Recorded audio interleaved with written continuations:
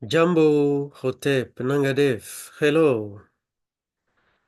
If you are discovering me here, I am Dr. Marcelin Dabo. I am a PhD on control systems. So you can download, if you hope it, my PhD thesis here. It is written in French and also the different linked uh, for the presentations that I have defended that I have shared with the jury during the defense of my PhD. I am an engineer, a consultant engineer in industry and an independent researcher. So today I will be talking to you about second order systems. It is always the approach according to time, only time. I will not treat transfer functions on this subject.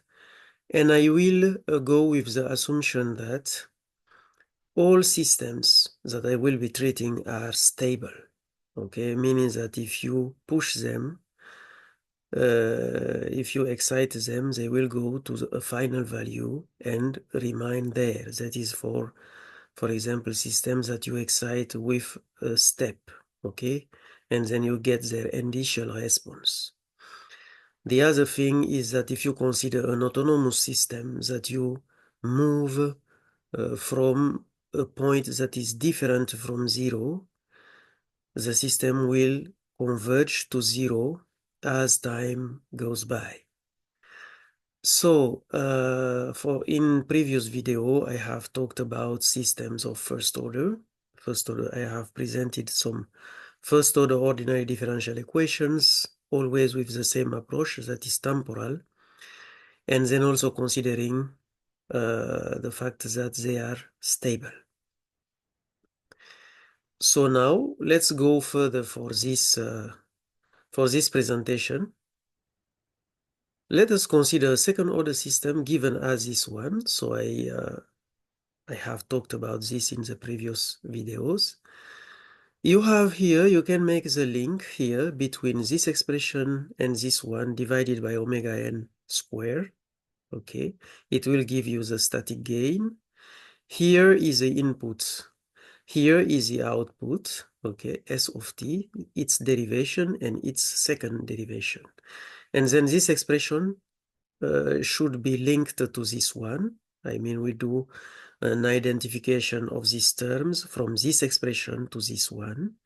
And they are such that this A1 over A0 is equal to 2xc divided by omega n. Let me just plug the computer. Okay. And then what you have here, the 2c divided by omega n is equal to A1 over A0. And here the A2 divided by A0 is equal to 1 over omega n squared.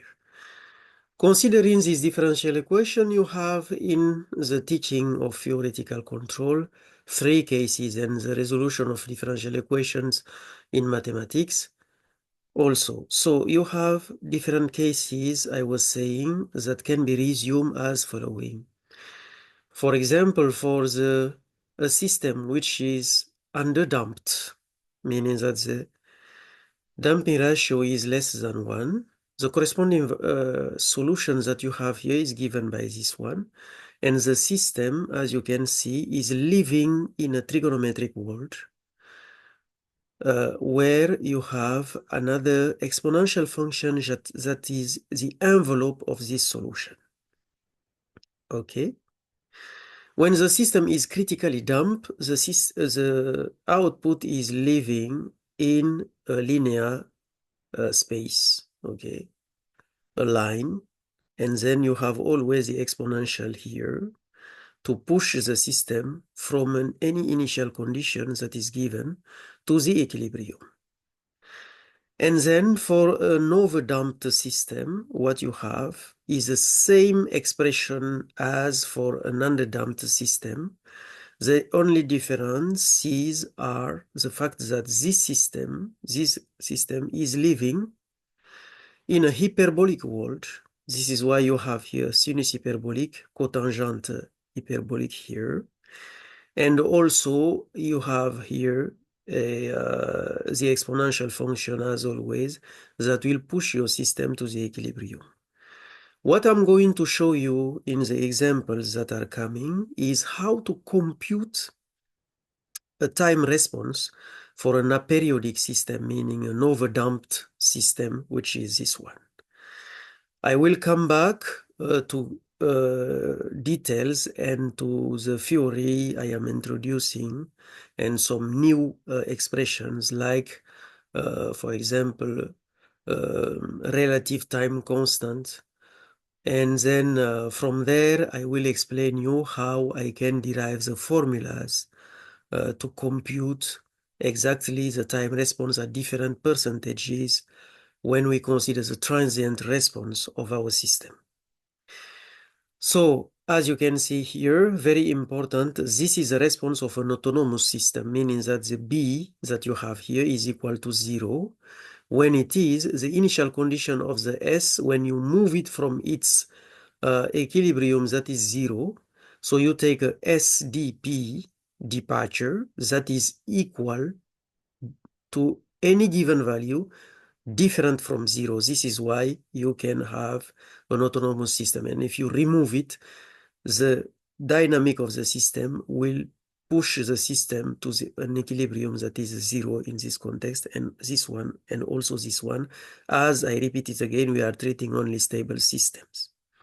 The particular case for which you have the Xi, the damping ratio that is equal to 0, is here, and then you have a perfect oscillating system. Okay? If you check in electronics, you will see that is in a serial LC system, okay, that is connected, and then the energy is going from the inductance to the capacitance and vice versa. So, what else to say about this? I have introduced only one single time constant that is equal to 1 over Xi times omega, as you can see here, okay? And then thanks to this new paradigm and thanks to this new vision, I have derived all the formulas that will allow me to compute for an aperiodic system, meaning a system that is overdamped, their time responses at different percentages of the initial condition or of the final value if you have, for example, an initial response. So let's quickly go. This is a characterization. So these are the fundamental laws that you can see here according to the values of the damping ratio. Here what you have are the representations, the graphs of the different responses that you can see. You have the magenta here, the system is normally oscillating. Here you don't have an important amplitude of oscillation because we are not far from 1. And then this one that is a yellow one, it is very smooth because we are greater, this value of the damping ratio is greater than what you have here.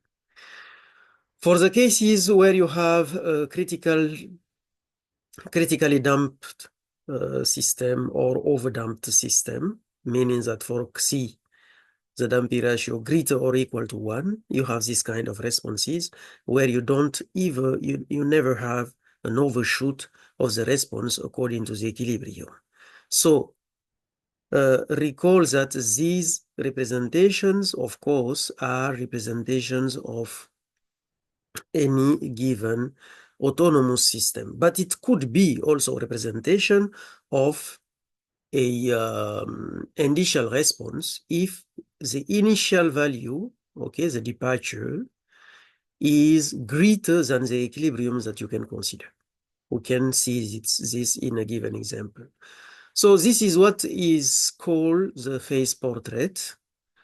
As I said you, if you check these responses, you can see a sinus value here. So I said to you that the system is living in trigonometric world, okay, circular trigonometric world, okay, and then I told you that this is why we have here a sinus, and this expression here, I didn't talk about this, but it's very important.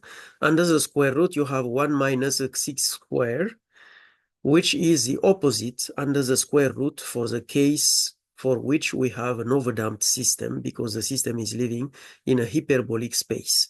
So from there, this phase portrait for a system that is underdamped can be represented like this one, where you have here the variable that is s of t, and its derivative here. And then this is a representation of the two paths, the real path here on the x-axis and the imaginary path value. I mean, I don't consider the imaginary axis here, okay?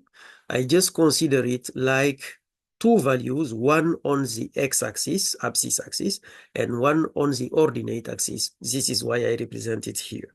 For me, in my paradigm and my vision, it is more clear to represent this. We will see why.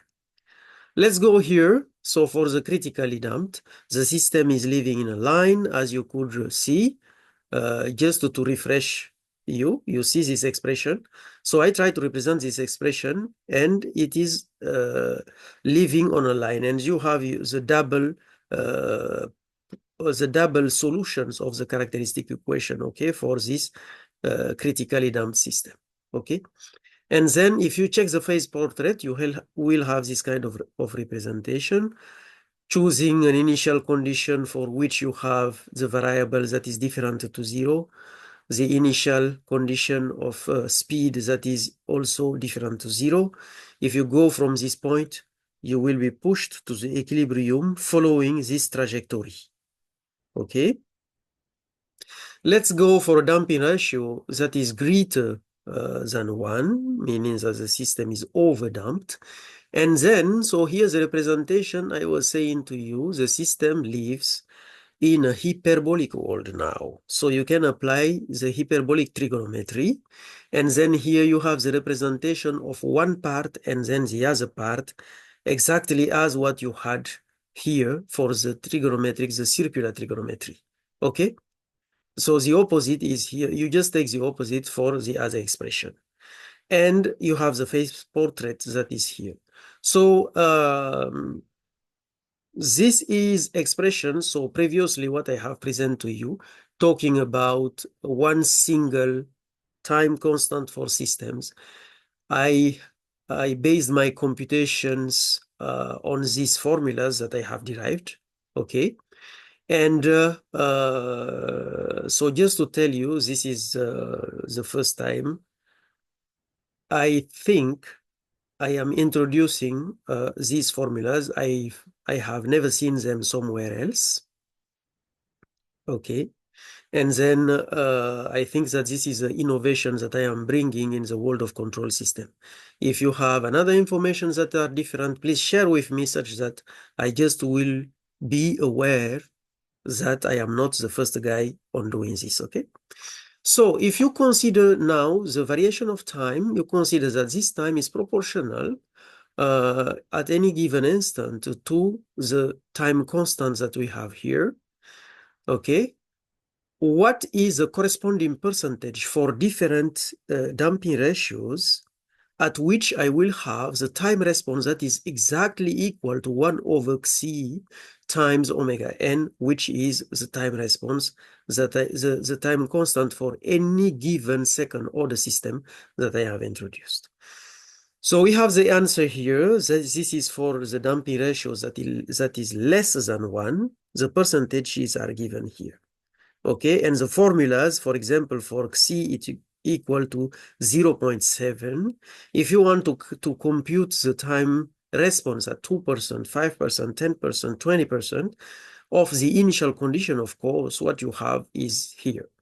If you want for a step response, meaning an initial response, compute same values, percentages, I remind you that you should take in our consideration the complementary at 100% of these values, meaning that here, using this formula for a step response will give you time response at 98%, because 98 is 100 minus 2, okay? And here you will have at 95%, and you use this formula. So here are the rise times or fall times according to the position of the initial condition.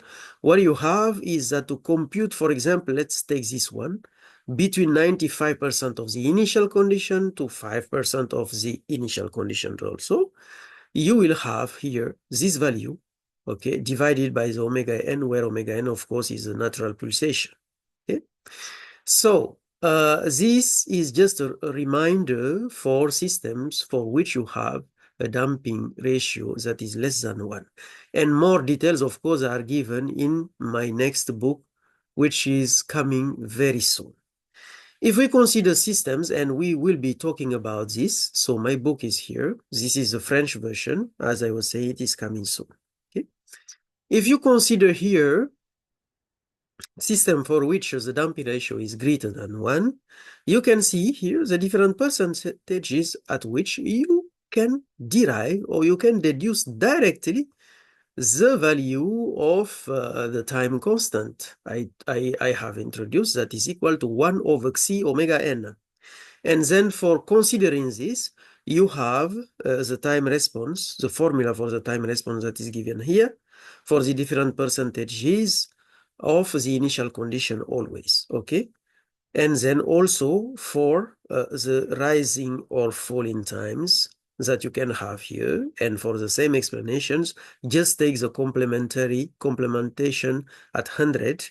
For example, for the time response, you should consider here 98. 100 minus 98, it's 2.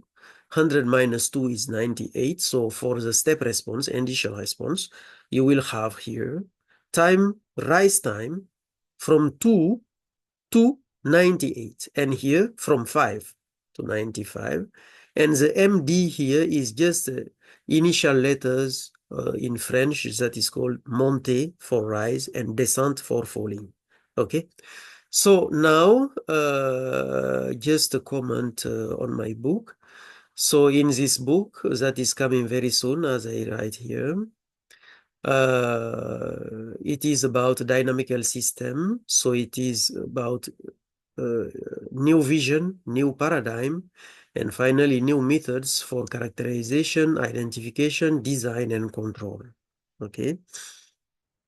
Be ready to get this book with you because inside I have presented many things and all the different details of what I'm presenting to you today are inside. So I really invite you to prepare yourself to order this book very, very soon. So let us now go for simulations here. And then I will show you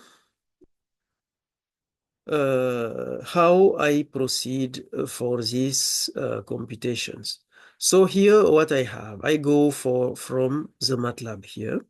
Let me show you. I have MATLAB here, of course, and Simulink here. This is the model that I have related to a second order system. Don't consider these elements because they are just examples for the moment, okay? And if necessary, I will be using it to go further in some details, etc. So now, if you consider the model coming from the differential equation presented previously, you will see that all the expressions that I have in that differential equation are here. The principle is the following. I choose the xi and omega n that are the given values, with omega n chosen randomly, okay? And then with this, for the first time, I just come and select, okay? I just come and select. Don't consider here these values inside. I just choose. I can have the possibility to compute the theoretical values for 1.1 and other different given damping ratios, okay? So the omega n I was saying is chosen randomly. This will influence the time response of our system. For a fixed value of 1.9, we can do the exercise. This is the amplitude of the gain of the input, okay, the input gain. And then from there, doing the correspondence between the different values, I derive the different coefficients that we have here in Simulink. And then what I do, I give the initial conditions for the simulation, okay? And from here, I can choose if the response can be a step or it can be a system with an initial an autonomous system, meaning that the KE is equal to 0, the input is equal to 0. These are the initial conditions that I can choose also for step response, and then these are time related to simulation characteristics. And then from there, here, according to what I have, I charge the initial condition values inside the model, where you can see here, for example, for the SDV. And then here you can see the initial condition also for the variable itself. And then from here, I compute also the formulas that I have given in the presentation, the second page of the presentation I was sharing with you. And I do the plot of the values coming from the simulation and the plot of the values coming from this computation, put them together. And now, before I go to check their values, I can compute in advance with my formulas the values that I have from here, because our XC, the damping ratio, is equal to 1.9. And then from there, I derive the tau, corresponding tau, and the other time responses and rising times. Okay, this is how the program behaves. So now let's go for an app. We go from this value.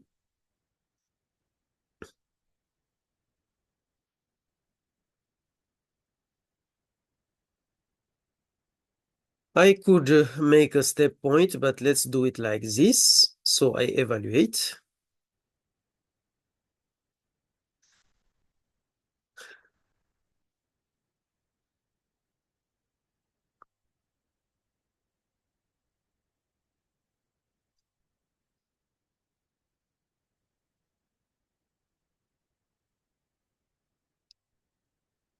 So once the evaluation is done, you can see that the theoretical variables are computed here, and then you can see the response is here, okay? If we make it bigger, we can go in an easy way, and then we choose from here a given point. So what we have, 1.9. Let me go back here to my presentation, and then I go here. 1.9 is what I have here. So the time response, according to my formula, 1 over C omega n, is positions at 92.3% of the initial condition. Let's go to check that. We say 92.3. 92.3, we are almost there. Uh,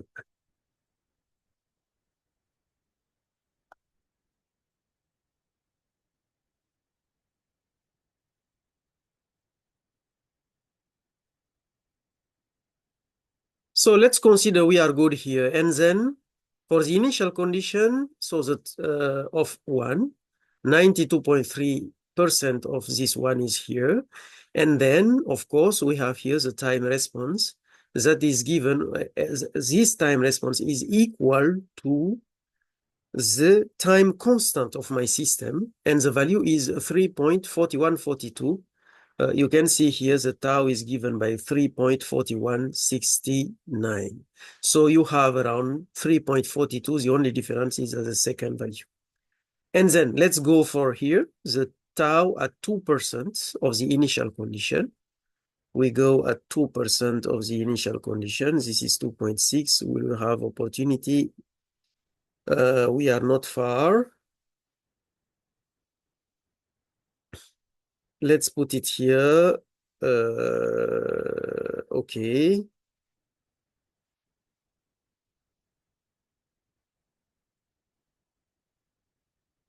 I want something more precise, but we can even stop here, and then we will have 91.2574, 91 here.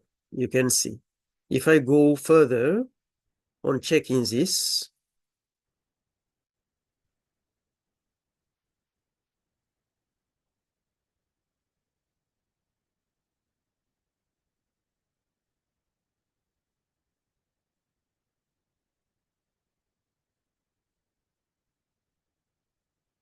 Okay. We can consider we are good here. So 91.2103, 91.23 here. Okay, it's quite the same. And then we go for 5%, going from this position. What we are going to have here, we consider now that we are reaching the 5%, and then this is around 70, okay? 70.3. Let's go again to have something precise. It's a bit slower,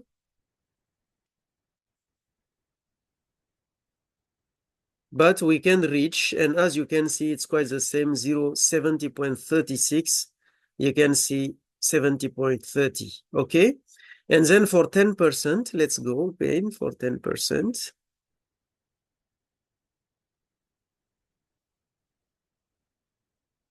So we can consider that we are at 10%, 54.448, around 54.48.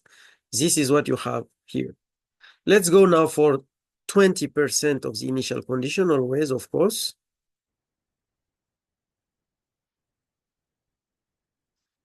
38.7. Let's go. It is 38.6. This is what we have, okay?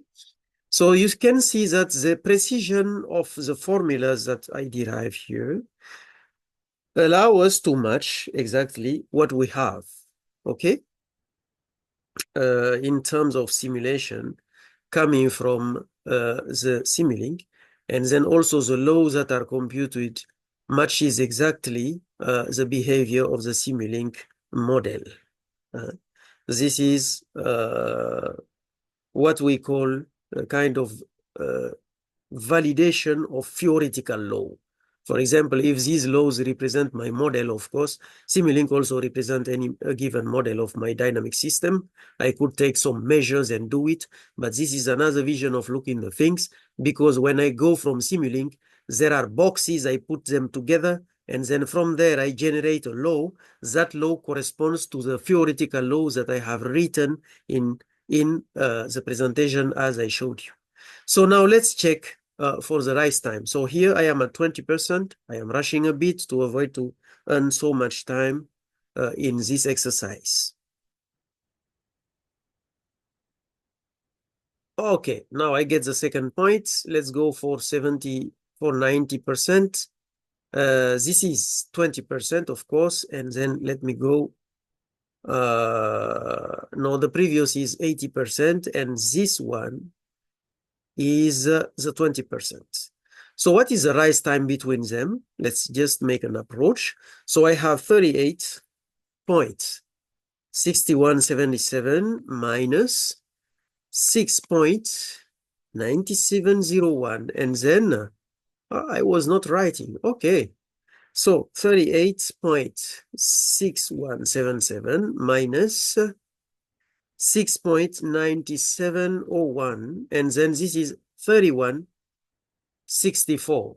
So if we check the time response here, between 80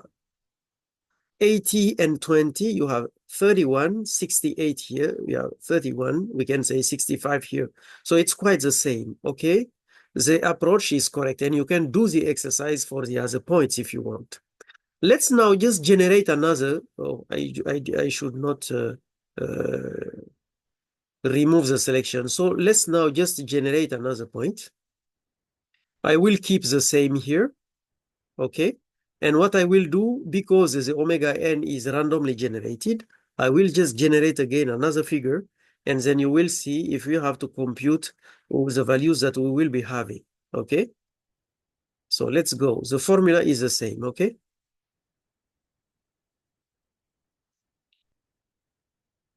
Evaluate.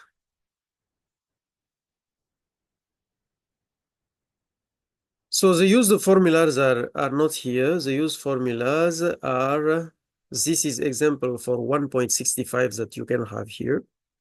So the coefficients are different. And then let's go back to MATLAB. MATLAB has computed the different values, so you can see that the omega n is different. The time response for the values are different also, okay, because they are linked to the omega n. And then we check our response. Autonomous system response here, 1.9 is here.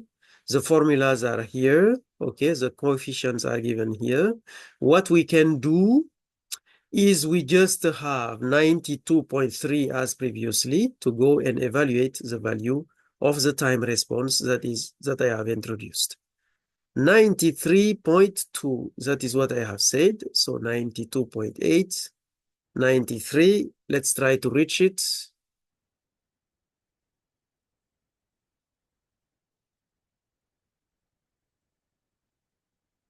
Okay, so here we are, 1.1253.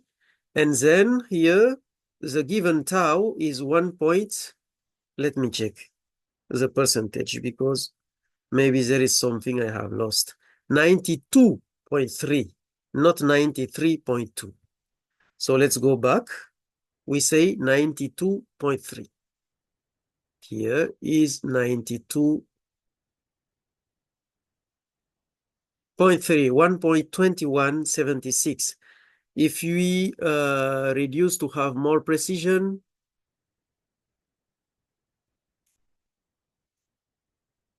92.3, 1.2223, look, 1.2233. That is what you have here as a time constant of your system according to my definition. Let's go here and check the time response. We will just check. Let us just take this one. Put it at 20% and check the value. And then you can also be able to do the exercise if you want. Take any given system with this damping ratio, make a variation on the omega n, that is the natural pulsation, and then use these values that I have derived from the definition of the time constant of a second order system. You have here the corresponding values, constants that you can use, okay, to compute your time responses and verify them on your simulation. You will see the responses that you can have. Let's go for 20% here. For 20%, let's say we are around 13.80, okay, 81. Here we are at 13.83.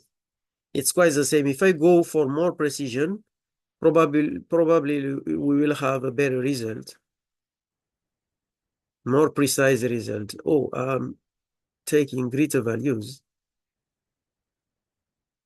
I'm a bit lost with this mouse.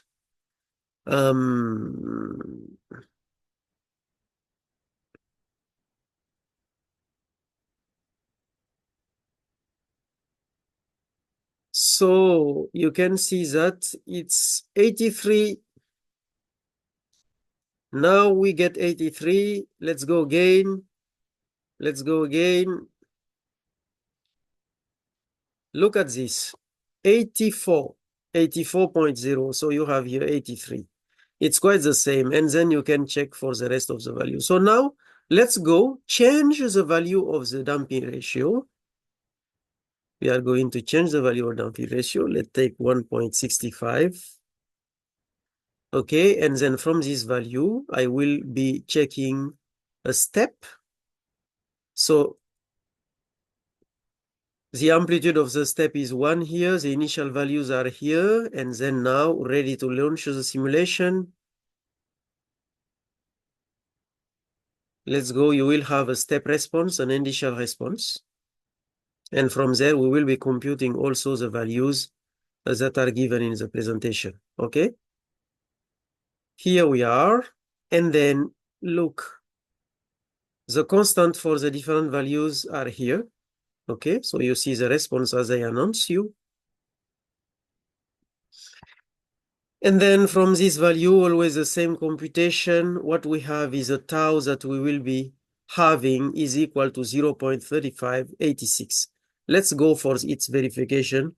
At which point that I will find that value, I will find it 1.65 here. I will find that value. at 90% of the initial condition. Let's go and find the 90% of the initial condition.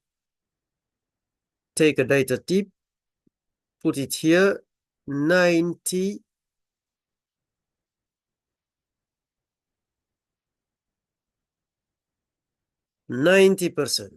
Okay, so 90% the time response, 90% of the let me check, there is something.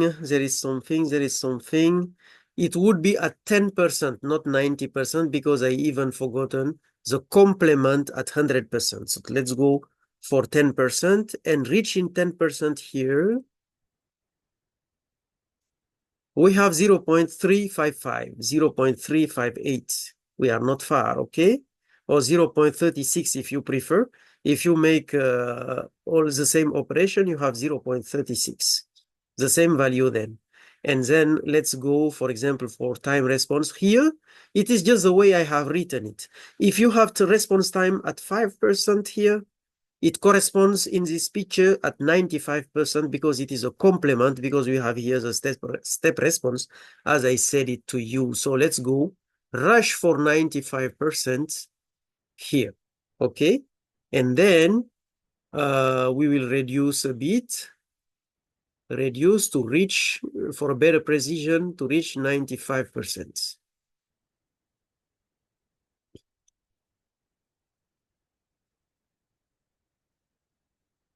Okay, so the value is 5.4636, 5.46, as you can see here.